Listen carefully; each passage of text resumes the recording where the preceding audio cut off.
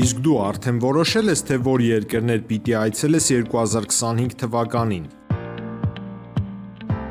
Եթե դու ես հոգնել օրեր շարունակ հարցումների անպատասխան մնալուց, դիմիր Travel with N տուրիստական գործակալություն, սպասեցնել չեն տա, անմիջապես կստանաս լավագույն առաջարկները, տուրփաթեթներ, ավիատոմսեր, հյուրանոցների լայն ընտրանի, էքսկուրսիաներ, սոցփաթեթի սպասարկում եւ ամենակարևորը 24/7 ձևաչափով բարեհամբույր սպասարկում։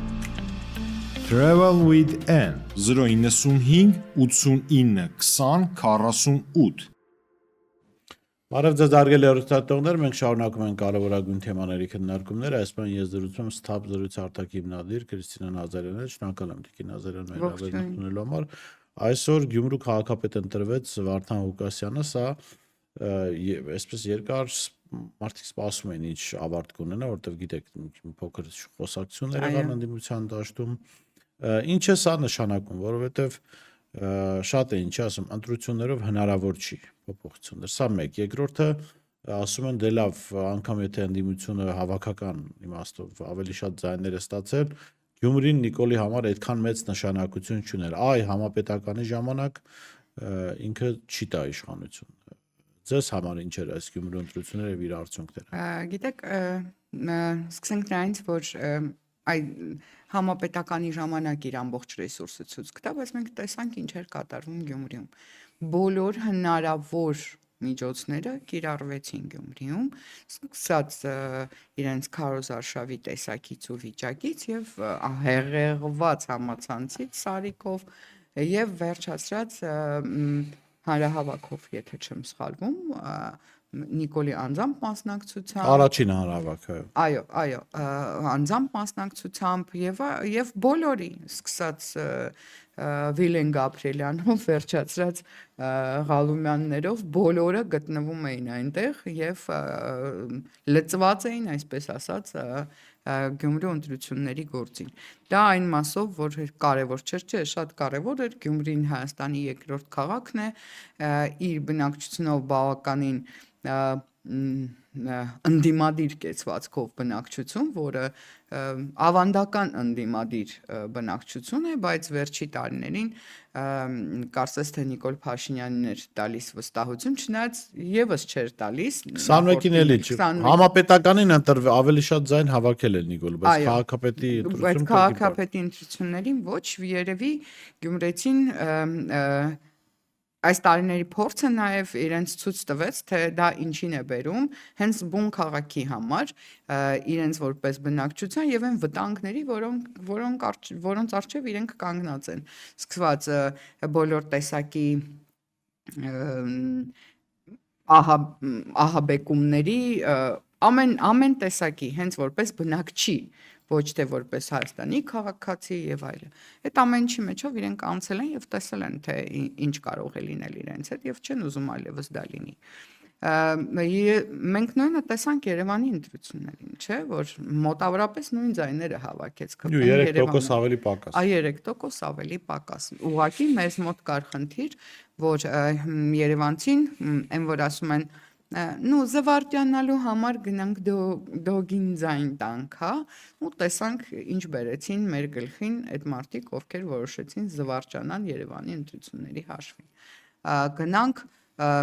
որպես, այսինքն եթե դուք Արամ Զավենչին ձայն եք տալիս, դուք հանգիստ կարաք Նիկոլ Փաշինյանին ձայն տաք, իմաստ չկար այտենց փոշիացնելու։ Կարող եք հենց Նիկոլ Փաշինյանին տալ ձայնը, որովհետև ընտրված րոպեիվանից այսօր Դուրում ասում ենք նաև եթերներ են եղել, մարդեկտածուներ են ասել, որ ընտրել Արամ Զավենիչի կուսակցության, նշանակում ընտրել ԿՊ-ին, ընդ որում ինքը Արամ Զավենիչը չէր հրաժարվում այդ մտքից ոնց որ թե, հա, ինքն էլ էր համաձայն, որ դա այո, այդպես է։ Չեմ ասում նույնիսկ եթե նա այդ թեմայով ոչինչ չասեր, նրա բոլոր հարցազրույցները, որոնք Նիկոլ Փաշինյանին այնքան տարօրինակ ձև են սատարում, որ նույնիսկ արդեն մտածում ես իսկ ով ավելի Նիկոլ ինքը, թե Արամ Զավենիչը, իմ համար տարօրինակ էր, որ քաղաքացին Նիկոլը գոնե իր եղբորը չի ուրացել, այս մարդը Վազգեն Սարգսյանին մեղրի հանձնող էլ դարձրեց, միայն թե ինչ որ հարցում արդարացնել։ Միայն թե Նիկոլին արդարացնի եւ այլը։ Եվ այդ արդյունքում մենք ունեցանք այն կառավարությունը Երևանյան, որը ունենք հիմա։ նորից կոալիցիոն, հա, բայց այդ կոալիցիոնը կարևոր էր թե որ ուժերն են մասնակցում ընտրություններին, ինչ վստահության քվե ստացան եւ ինձ այդ քվեները վաճառեցին, այսպես ասած, ԿՊ-ի վրա։ Հիմա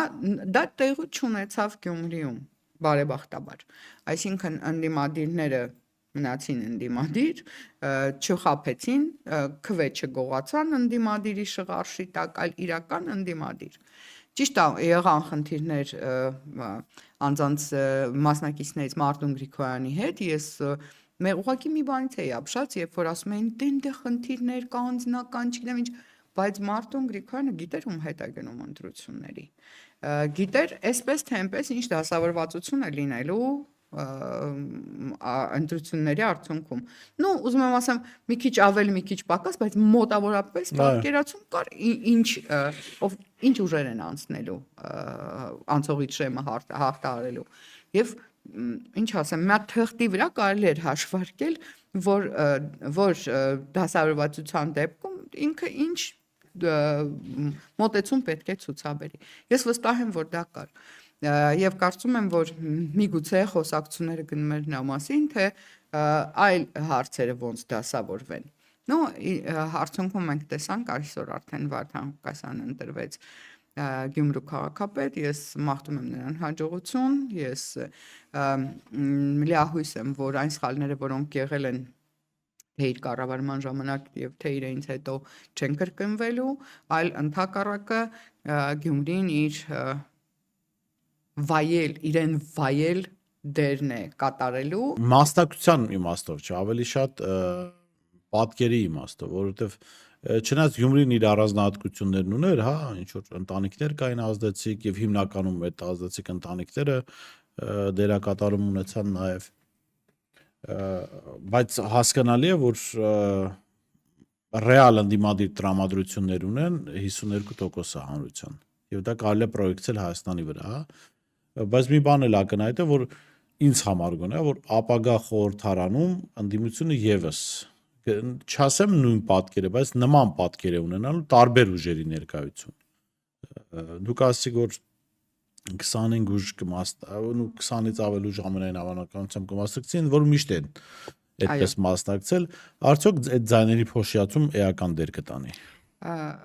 Բարիս, մենք 21 թվին տեսանք այդ ձայների փոշիացման արդյունքը։ Մենք տեսանք ինչպես կեղծ ընդդիմադիր շղարշի տակ մարդիկ կարողացան ինչ որ ձայներ կորզել եւ խանգարել իրական ընդդիմությանը եւ ստանալ այդ ձայները ստանալով չհաղթահարել անցողիկ շեմը, չգիտեմ այդպես հաշվել էին թե իրոք այդպես էր, ամենայնպես չհատեցին անցողիկ շեմը եւ չհատելով դուրս մղեցին, այսինքն այդքան քաղաքացու ձայն դուրս մնաց խորհրդարանից, չմասնակցեց խորհրդարանում, իսկ խորհրդարան անցած ուժերը արդեն ստացան այն չանցածների պրոպորցիոնալ ձայները, որը թույլ տվեց նաև ստանալ այն պատկերը, որը մենք այսօր ունենք։ Ինչի դա եղավ, առաջին հերթին դա շատ ցածր մասնակցելիության մակարդակներ։ Եթե չեմ սխալվում, 27% մասնակցություն է եղել, եթե չեմ սխալվում, գուցե սխալվեմ։ Մենք Գյումրում տեսանք համապետականին, այո, չէ, համապետականը Երևանի ավագանում է այդ տոկոսը եղել է։ Մենք Գյումրիում տեսանք 47% համարյա, հա, եթե չեմ սխալվում 45% մասնակցություն, որը այո, իր զգալի ազդեցությունը թողեց արդյունքների վրա։ Ես վստահ եմ, եթե մասնակցությունը լիներ ցածր, մենք չէինք ունենա այն արդյունքը, որը ունենք այսօր։ Այսինքն այն զուգահեռ քարոզչությունը, որը տարվում է համապետական ընտրությունների վերաբերյալ, որ պետք չի ընտրություններին մասնակցել, մենք տեսանք, որ ոչ պետք է եւ ինչքան շատ մասնակցեն, այնքան դա թույլ է տալիս այս իշխանություններից ձերբազատվել։ Երկրորդ տարբերակը այո փոշիացումն է, այսինքն ես կարծում եմ, որ ընտրողը պետք է հստակ իմանա ինչի հետևից է ինքը գնում ընտրա տեղամաս, ինչ քվե է տալիս, ինչի համար է այդ քվեն տալիս։ Եթե տալիս է իշխանափոխության համար, ապա պետք է հստակ իմանա որ ուղղությամբ է ինքը գնում եւ ում է ձայները տալիս, այլ ոչ թե զվարճանալու համար էստեղ տանկ են, տեղ տանկ, sense ինչ որ այսպես ասած պապրիկոլու ձայները փոշացնել եւ ստեղծել են իրավիճակը, որը ստեղծվեց 21 թվականին։ Չնայած ես այո, չեմ շղթի, որ իրավիճակը շատ է փոխվել եւ ժողովրդի այդ ատելությունը, այդ վերաբերմունքը համեմատելի չի 21 թվականի հետ։ Միգուցե այդ ժամանակ հետ պատերազմյան տարի էր, երբ որ ընդհանրապես հիասթափություն կար ընդհանրապես ամեն ինչից եւ մասնակցության մակարդակն էր շատ ցածր 1,200,000 Հայաստանի քաղաքացի չգնաց ընտրությունների եւ ես կարծում եմ որ այս անգամ պետք է այդ ուղին շատ հստակ լինի դու ինչի համար ես գնում ինչի հետևից ես գնում եթե քեզ անտարբեր չի Հայաստանի ճակատագիրը Շատ լավ, գանք մեկ այլ թեմայի, որը օրս էլի քննարկվեց, խոսքը հայտնի էշի մասին է, որի ճակատը դեռ չգիտենք ով է համբուրել։ Կամ պատճառ։ Հանրապետական կուսակցության ղեկավար Սերժ Սարգսյանը այդ կուսակցության 35-ամյա Հոբելյանին նվիրված նիստում էլի խոսեց իրեն քննադատողների մասին, հա, ակնարկներով խոսեց ըստ էության երկրորդ նախագահի թիմի մասին, հա, խոսեց այլ ուժերի մասին, որոնք քննադատում են, իրենց թիրախում էր դուք հիշում եք տարվա սկզբից Մայր Հայաստանը, որպես շարժում եւ քաղաքական միավոր, հետո Սրբազան Աչապահյանը, այս մի խոսքով ոչ ոք չի սիրում Սերժ Սարգսյանը, ոնց հասկանում ենք։ Եվ գնացել են բոլորը համբուրել են էշի ճակատը։ Բայց չգիտես ինչու այն էշը, որի ճակատի իբր ուրիշներն են համբուրել, ֆինանսավորել են իրենք, բանտից հանել են իրենք,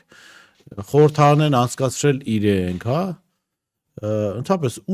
ումն է էշը, ով է համբուրել էշի ճակատը, ձեզ համար հասկանալի է թե չէ։ Այս գիտեք դեռ մի կողմ դնելով թե Որովհետև ներողություն, եթե այն մյուս ուժերը, որոնք կապ չունեն Նիկոլի հետ, Նիկոլի իշխանության գալու հետ, իրանց գործողությունները էշի ճակատը պատճել էր, ապա հակառակ կողմի գործողությունները էշի հետ սեռական կապի մեջ են մտել ավելի շուտ։ Գիտեք, մի կողմ դնելով ես կարդացի երեք Սերժ Սարգսյանի ելույթը տեքստով եւ ինձ համար ինչ ասեմ շատ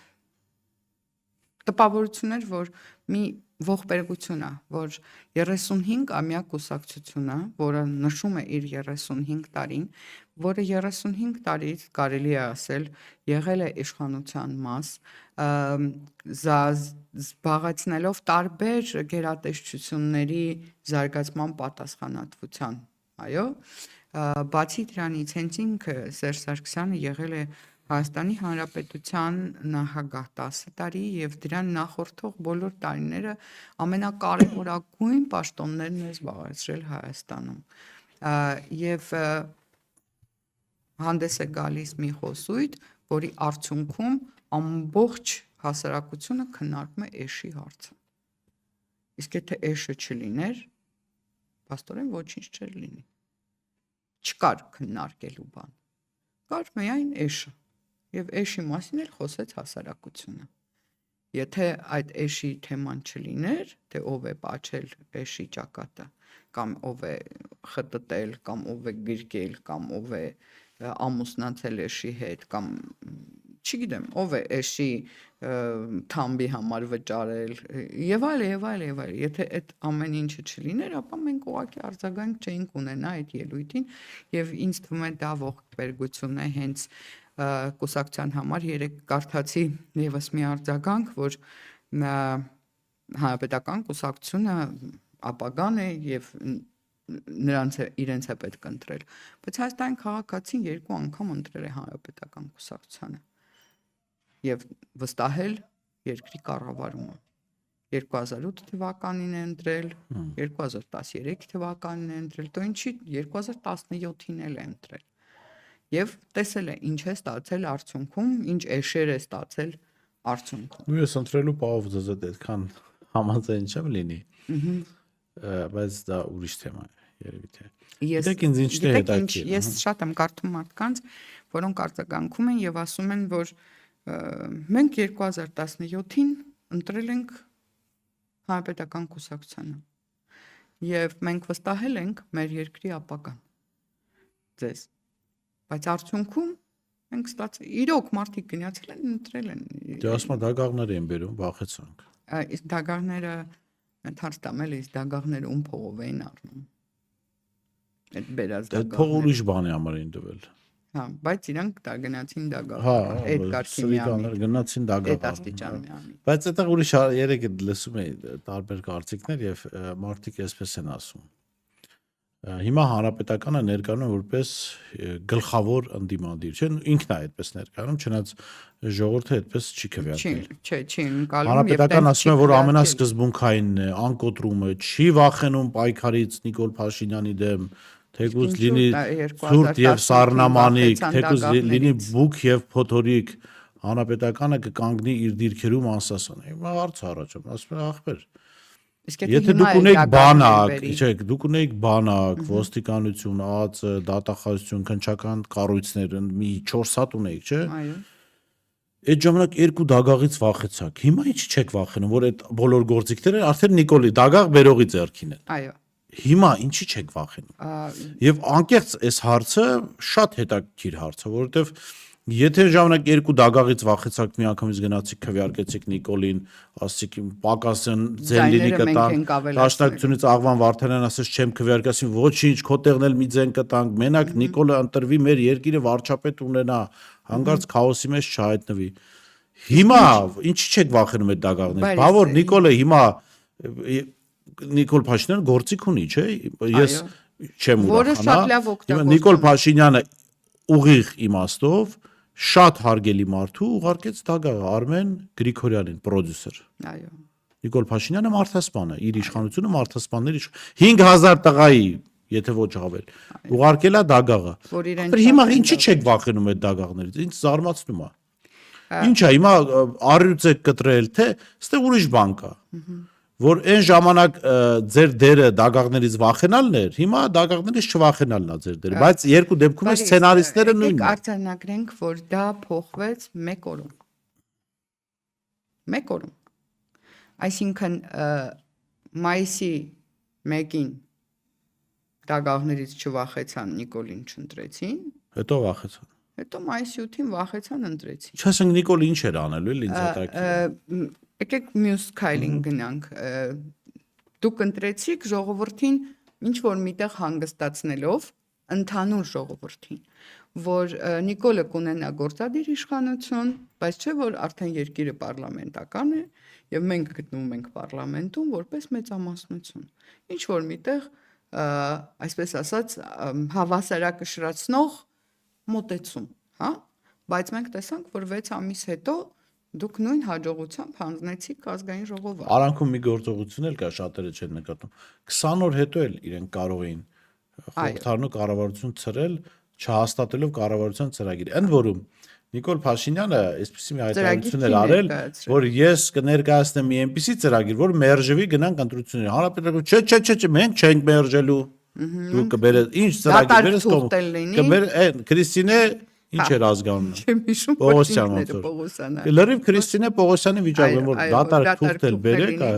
բայց այդ մի ամբողջ ֆրակցիա ու կուսակցություն էր արդեն։ Բայց երբ որ ասում են, որ հարցը դրանում չի, վախեցան ժողովրդից հասումից, ժողովրդի ալիքից եւ այլը, բայց ամսի 22-ին Նիկոլ Փաշինյանը այդ ամբողջի մեջից ձերբակալվեց, չէ։ Ամբողջի մեջից ապրիլի 22-ին։ Քչություն չէր, շատ էր, ամբողջի մեջից սիրուն Նիկոլին վերցրեցին, մտցրեցին մեքենան, տարան։ Մի ամբողջ օր, 1 սուտկա։ Նիկոլ Փաշինյան գոյություն չուներ եւ ոչ միայն Նիկոլ Փաշինյան։ Ժողովուրդը ոչ մեկին չկերա, ոչ մեկի տուն դագաղ չտարա։ Ժողովուրդը դաժե մատ ոստիկանին չկսնտեց։ Հասկանում եք։ Ժողովուրդը ոչ մեկի տուն դագաղ չտարավ։ Ժողովուրդը հա, քայլում էին։ Ինձ թվում է դագաղ տանողները ման էին գալիս փախնելու։ Ընդ որում, եթե չեմ սխալվում, եւ Արարատ Միրզոյանն էր ձերբակալված, եւ որոշ մնացել էր մի հատ Ալեն Սիմոնյան ու Տիգրան Ավինյան, որ այդ մի խումբ ժողովրդով սենց գնում գալիս էր։ Որը ինձ ասում են մարդիկ, ովքեր այդ օրին ներսում եղել են, ասում են Տիգրան Ավինյանը եւ Ալեն Սիմոնյանը ասես լացակումած էին, որտեղ իրենք սպասում էին, իրենք եք ձերբակալել, հեսա պրծնելու ամեն ինչ։ Այսինքն իրանց համար ավարտված էր այդ ժամանակ։ Եվ դա ակնհայտ էր, երբ որ դուք նայում եք դա հեռուստատեսությամբ, այդ լայվերը, այդ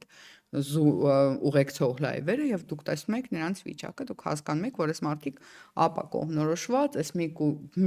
մի քանի հոգու հետ, ուղղակի դեռ ինչ որ իներցիոն շարժի մեջ են, ժողովուրդը գնացել էր, այսպես ասած, տուն։ Եվ չէր դուրս գալու փողոց մի օր հետո, այսինքն Նիկոլը բաց չէր թողնում, ասենք Նիկոլի հանդեպ ներկայացում էր դատախազությունը անձեռնմխելիության զրկելու միջնորդությամբ, ասենք իրենք մեծամասնությամբ քվեարկելու են անձեռնմխելիությունից զրկելու են Նիկոլ Փաշինյանին։ Այն ժողովուրդը, որը ձերբակալության պահին ոչինչ չձեռնարկեց եւ գնաց տուն, ես չեմ կարծում, որ մեկ էլ ասենց միանգամից ինձ դուրս գային փողոց ու սկսեին դագաղներ տանել։ Հա, կամ չգիտեմ, ջարդել, փշրել կամ ինչ որ մի գործողություն անել, մենք տեսանք, որ դա չկատարվեց։ Այսինքն խոսել նրա մասին, թե ումն է էշը, ես կարծում եմ դա այնքան ակնհայտ է, այնքան բաց է, որ նույնիսկ ես չեմ ուզում այդ այսպես ասած էշի ու ասում են մատանումի ու մատանու մեջ, մատի ու մատանու մեջ։ Ժողովուրդ ասում ախպեր էշի ու էշի չարանքը չեմ ուզում։ Էշը կերել եք ոչնչիկ մեր գրպանագծում։ Հա, այդպես է։ Այդպես է։ Սա նաև ինչ որ իմաստով, այո, ես համաձայն որ անպտուղ նաև զրույց է, որովհետև ամեն բան ակնհայտ է, բայց մյուս կողմից ես կարծում եմ իմաստ ունի հակադարձելու այդ թեզերին, որովհետև եթե չհակադարձես, մի տարի հետո կստացվի այն սուտը, որ իրենք փորձում են տարածել, կդառնա ճշմարտություն մարդկանց։ Այո։ Ոնց են իրենք անում, չէ՞, բան ասենք Միքայել Մինասյանը ոնց էր անում, գնում էր ԶՊՄԿ-ից տոկոսներ, այն Նիկոլին փող էր տալի ծծակի համար, ասում էր հայկական ժամանակով գգրես Ռոբերտ Քոչարյանն։ Հիմա իրական եկամուտը ստանում էր Միքայել Մինասյանը, բայց ժողովուրդը գիտեր, որ դա Ռոբերտ Քոչարյանն է։ Հիմա էլ կարող են այդպես անել։ Ես դրա համար անկեղծ,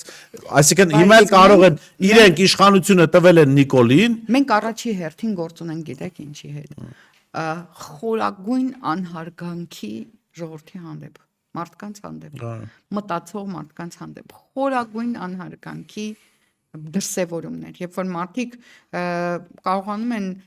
1 տարի առաջվա կատարվածը, ուղղակի 1 տարի առաջվա կատարվածը գլխի վայր շուրջ տված ներկայացնել հանրությանը, հույս ունենալով, որ այո, իրոք իրենք համոզվել են այս տարիների ընթացքում, որ հիշողությունը շատ կարճ է, որ ժողովուրդը ոչ մի բան չի հիշում, մոռանում է, բայց իրենք արդեն հասել են այն ցինիկության աստիճանի, որ 1-2 տարի առաջվա կատարվածն են փորձում խեղաթյուրել։ Մարդիկ կանգնում են, ասում են, մենք ենք ստեղծել ճգնաժամ ազգային ժողովում, մանդատները վայր ենք դրել 21 թվին ու դրա համար ընտրություններ են։ Դա արդեն Նիկոլի դեսպանի մասին։ Հա, այսինքն ուզում եմ ասեմ, մարդիկ հասել են դրան, չէ՞ որ նա տեսնում է, որ այո, այդ բոլոր ստերը փաթաթվում են մարդկանց վզին, փաթաթվում են ու ինչ որ պահ է գալիս, որ այնքան են փաթաթվում, որ արդեն հանրությունը ասում է, հա, տենց է եղել, որը տենց չի եղել, դա կոչվում է էֆեկտ Մանդելի։ Այնքան կրկնել, որ մարդիկ նույն մարդը Էդմոն Մարուքյանը ինչ արեց, տեսեք։ Գնաց Նիկոլի հետ գործարքի, պաշտոն վերցրեց հատուկ հանձնարարություններով դեսպանի, հետո որ Նիկոլը արդեն դուրս էր շպրտելու իրեն, ինքը դուրս եկավ, իր հարցազրույցներից մեկում ասաց, ախպեր, դե մենք գնում ենք գյուղեր,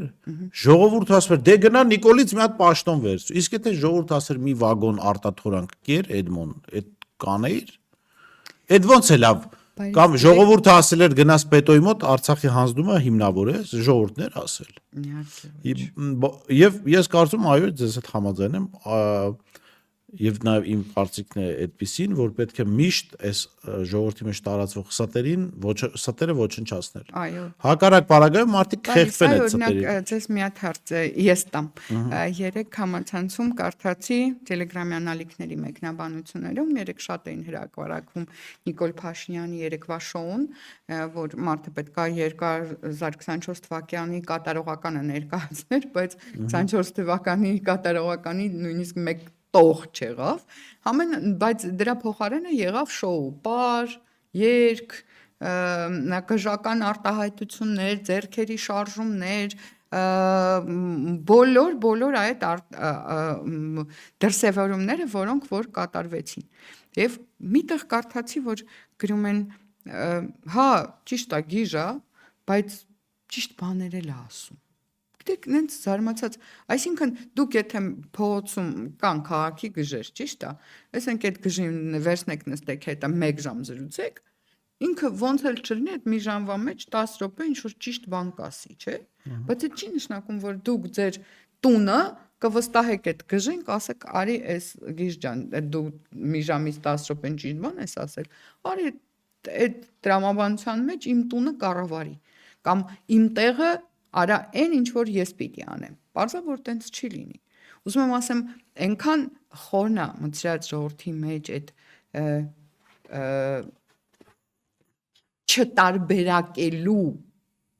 չտարբերակելու դու ինչ ես ուզում։ Ես կարծում եմ ցանկացած քաղաքացի առաջին հերթին պիտի իրեն հարց տա. ես ինչ եմ ուզում ունենալ։ Եվ այդ ուզել ունենալու մեջ դասավորել մնացածը հաստատեշ չեն ուզում ունենալ։ Եվ հաստատ չեն ուզում ունենալ այն ղեկավարը, որը կարող է պետական էլիտան,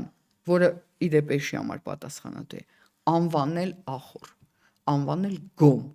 Այսինքն դա գոմ է, եթե գոմի մեջից պետք է էշի ճակատը կամ չգիտեմ ջորի ճակատը։ Ավելի վատ բաներ ա եղել։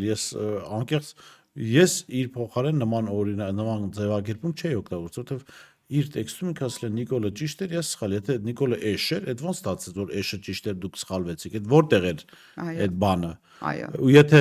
էշը ինչ որ հարցում ճիշտ էր ու դուք սխալվեցիք, ինչ եք դժգոհում, որ մարդիկ գնացել էշի ճակատն են պատճառ։ Առնվազն այդ պահին, երբ որ գրում եք ճիշտ է սխալ է, այդ պահին մտածում եք, որ ինքը էշ է, թե չէիք մտածում։ Իրենք հիմա ասում են, որ մենք մտածում ենք ինքը թուրք ադրբեջանական գործակալ է։ Այո։ Այստեղ ուրիշ դրվագ կա, տեսեք։ Բոլորը մարդիկ 2017-ին ես անկեղծորեն չեմ ընտրել հանրապետական, բայց ես տեսել եմ էյֆորիա Կարեն Կարապետյանի շուրջ։ Եվ մարդիկ չնայած եղել է ընտրակաշարք, բայց մարդիկ առանց այդ ընտրակաշարք էլ կգնային Կարեն Կարապետյանին կընտրեին։ Զուտ փոփոխություն բերելու համար։ Մենք լավ հիշում ենք, որ հանրապետականը ցույց տվեց, որ ինքը պատրաստ է փոփոխություն։ Հենց հիմա դրան եմ գալիս, թույլ տաք նաև ձեր կարծիքը նաև կլսեմ։ Եվ 2017-ին մարդիկ ընտրում էին Կարեն Կարապետյանին, մտքում ունենալով այն, որ Սերժ Սարգսյանը 2014-ին հայտարարել է, որ ինքը այլևս չի առաջադրվելու, չի հավակնելու վարչապետ դառնալ, չէ՞։ Այո։ Մարդիկ ասում են դե լավ, հետո Կարեն Կարապետյանը 1 տարում արդյունք էր ցույց տվել, իրականում տնտեսությունը սկսել էր եռալ, եւ ես վստահ եմ Կարեն Կարապետյանն էլ մտածում էր, որ ինքն է դառնալու վարչապետ, հակառակ պարագայում դժվար թե ինքը որպես բան պլակատ թույլ տար իրեն օգտագործեին։ Հիմա ինչ է ասում 7-րդ նախագահը։ 7-րդ նախագահը ասում է, քանի որ Ղարաբաղի հետ կապված ծանր process-ներ կային ու ոնց որ ավարտին էր մոտենում, չէ՞, ու բանակցողի փոփոխությամբ կարող էր շատ բան զրոյացվել, ես Կարեն Կարապետյանին ասեցի, թույլ տուր ավարտեմ process-ը, հետո կդառնաս վարչապետ, չէ՞։ Այսինքն դա ինչ է նշանակում, որ Կարեն ջան, վտանգավոր շատ պատասխանատու պահ է, թույլ տուր դա ես անեմ։ Դու այդ փորձառությունը չունես։ Հա, թույլ տուր դա ես անեմ։ Այո։ Որպեսզի հետո փոխանցեմ քեզ։ Հիմա եկեք որ մարդիկ երևի սա չեն հասկանում, եկեք օրինակով բացատրենք։ Պատկերացրեք Boeing 770 այդպես ինքնաթիռ կա, չէ՞, շատ ուղևորներով։ Նստած է փորձառու բանը, պիլոտը, լյոտչիկը,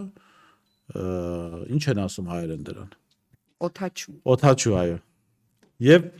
երիտասարդ օթաչուն, որը լավ օթաչու է, իրան ցույցատվել լավ։ Հիմա գալիս է տուրբուլենտության գոտի, այս փորձառու օթաչուն ասում է, գիտես Կարեն, թույլ տուր ես անցնեմ այս գոտին։ Այո, եւ կտամ քեզ։ Եվ այդ հարյուրավոր ուղևորների մեջ կա մի հատ ալկաշ, էշ, որը ուղևորների մեջ բունտ առաջում, ասում ախպեր ես պետք է քշեմ այս ինքնաթիռը։ Դու, որը մտահոգ լինելով քեզ տվել երկրորդ օթաչուին, ասելով որ տուրբուլենտության գոտի է, վտանգավոր բան է, քանի որ ուղևորները բունտ են արել, ասես այդ ալկաշը թողա քշի։ Բայց դու նույնիսկ էսի խնդրում եմ, եթե սա խելամիտ է, այո, եթե այս որոշումը խելամիտ է, այդ ժամանակ կան ձևեր, այդ հարբած ալկաշին մեկուսացնելու, ուղևորներին հանգստացնելու, չէ՞։ Այո։ Եվ ղեկը փոխանցելու, եթե դու այդքան անընդունելի ես այդ հասարակության համար, իսկ դա իրականում այդպես էր, ղեկը փոխանցելու երկրորդ օդաչուին, որը օդաչու է։ Այո։ Հիմա եթե դուք մտահոգ եք տուրբուլենտության գոտուց, չեք տալիս այդ ալկաշեշին։ Այո։ Սա հարց է, որ պիտի պատասխանվի։ Ես մի քանի ժամանակ առաջ հենց այդ հարցը ուղղեցի, բարձր որ պատասխան չի լինի, որ արդյոք եթե Կարենը չէր կարող այդ հարցը արհեստաբար Նիկոլը կարող էր։ Եթե Դե իրենց մտահոգությունը դա քարոզներից է։ մեկը ասել է հրապարակային, ու ես վստահ եմ դա Սերժ Սարգսյանի կարծիքն ասում է, իսկ ինչ եք վստահ որ Կարենը Նիկոլից լավ էր ելելու։ Կարող Կարեն էլ գալ աղետել էր։ Իրենց համար արդեն աղետ է դա։ Տեղի ունեցած է։ Մի խոսքով էշի թեման էլ երևի թե փակենք։ Գիտեք, էշի թեման փակելով կարելի ասել, որ հասարակությունը արդեն Փառք Աստծո միգուցե արդեն ինչ որ չափով տիրապետում է տարական բանականության սկզբունքներին եւ նույնիսկ չիմանալով, նույնիսկ չհասկանալով, նույնիսկ քաղաքակետ չլինելով, քաղաքականությունով չհետաքրքրելով, իրեն քաղաքասարակություն չհամարող, բայց փաստերի համադրությամբ մարդիկ գալիս են այդ եզրակացությանը եւ ինձ թվում է որ եթե կուսակցությունը ազնիվ է ինքը պետք է ազնիվ այդ հարցերի պատասխանի այլ ոչ կներեք մունատ գա ժողովրդի վրա դա ինչ ասեմ երբ որ քեզ է տված երբ որ ինձ իմ տան իշխանությունը իմ ձեռքում է ես եմ որոշում իմ տանը ոնց լինի ես չեմ կարող իմ ընտանիքի անդամների վրա մունատ գալ ու ասել այս ինչի այս պատը ստեղ դրեցիք հա Չէ՞ որ այդ պատը ես եմ այդտեղ դրել։ Ես իրավունք չունեմ իրենց վրա մունատ գալ ու ասել ինչի էս պատը ստեղից ստեղ։ Դա իմ որոշումն էր, դա իմ պատասխանատվությունն էր ու իմ կատարած քայլն էր։ Եվ այդ մունատ գալը ես կարծում եմ շատ վատ սովորություն։ Շատ լավ, ամեն դեպքում ամփոփենք մեր այսօրվա եթերը։ Գյումրի ընտրությունները անցան, Վարդան Ղուկասյանը ընտրվեց, քաղաքապետ դա խոսեցինք, համապետականի մասով խոսեցինք, էշի թեման խոսեցինք, կարևոր էր մի խոսքով ես կարծում պետք է էշին վերադարձնել գոմ։ Այո։ Որտեվ կառավարությունը իր տեղը չի։ Ես կարծում եմ, որ էշը արդեն լրիվ ուրիշ ուղղությամբ պիտի գնա ոչ թե ուղղակի գոմ, բայց դա էլ թող ժողովուրդը որոշի, թե ուր կգնա էշը։ Ինձ համար էշը պետք է պատասխան տա այն բոլորի համար, ինչը որ արել է այս տարիների ընթացքում, այն աղետի, այն ողբերգության, այն ամեն ինչին ինչ որ ինքը մեր ժողովրդի գլխին բերեց։ Իսկ քացի տվող եւ բարձր զռացող էշի տերերին, որոնք չեն կարողացել դաստիարակել իրենց էշին, նոր էշեր գոնե չպետք է վստահել։ Միանշանակ դա իրենք լավ չեն կարողում էշ դաստիարակել։ Իրենք ոնց որ չի ստացվում, էշերը կոնտրոլից դուրս են գալիս լավագույն դեպքում, վատագույն դեպքում Երկիր են վարել։ Այո, շնորհակալ եմ Քրիստինա։ Ես եմ շնորհակալ։ Ես շեշտում զրուցում եմ Սթաբ զրույց արտաքին հիմնադիր Քրիստինա Նազարյանն հետ, ցտեսություն կհանդիպենք։